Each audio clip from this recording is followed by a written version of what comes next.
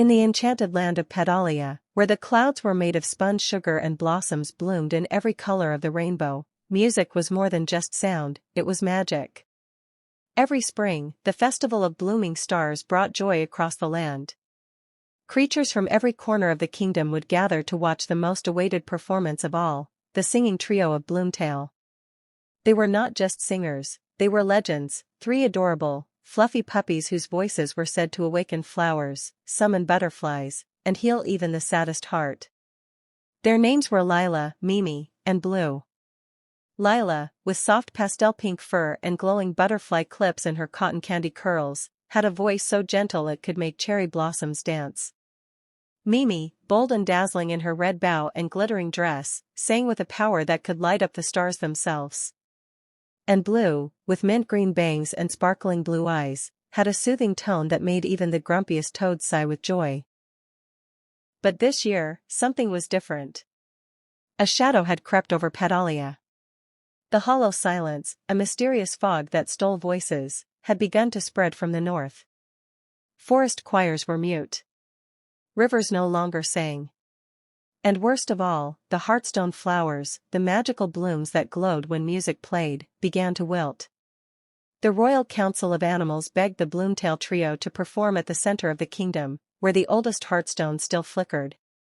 Only the purest music, sung from the heart, can awaken the Heartstone's power, said Queen Whisper, a wise white fox with glasses too big for her snout. The trio agreed, though a weight hung over them. Lila had not sung for days. Her voice had begun to fade. Not from illness. Not from fear. But from something deeper, doubt. "I don't sound like Mimi," she whispered one evening, her eyes dimming like a waning star. "I'm not powerful. I'm soft. I'm too small." "You're you," Bloo said gently, placing a golden rose in Lila's paws. "And that's why you're perfect." Mimi nodded, her big black eyes glistening. "If we lose your voice, we lose the soul of our song." Still, Lila stayed silent as they journeyed to the Heartstone glade. The day of the performance arrived.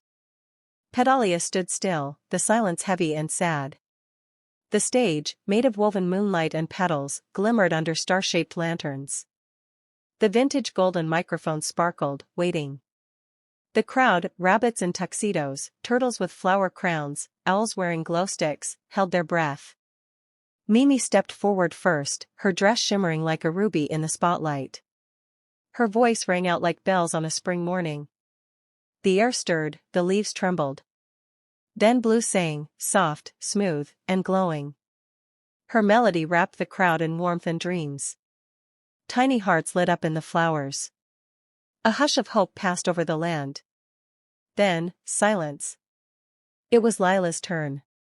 She stepped forward slowly. Her flower crown wilted slightly. Her mic flickered. She looked out at the sea of sh.